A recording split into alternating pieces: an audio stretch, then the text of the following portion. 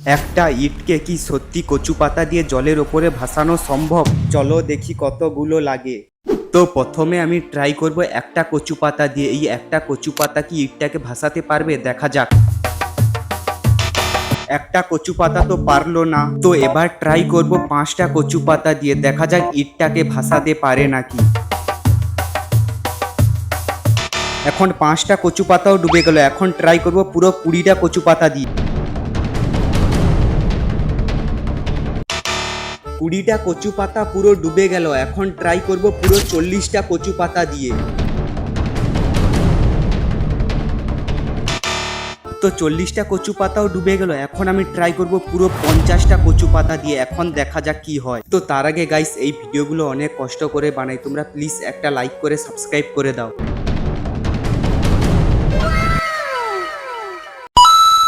তো তোমরা live proof দেখতে পেয়ে গেলে 50টা কচু পাতার ওপরে পুরো ইটাটা ভেসে গেছে। আর তোমরা শুধু এখন ঝটপট একটা সাবস্ক্রাইব করে দাও।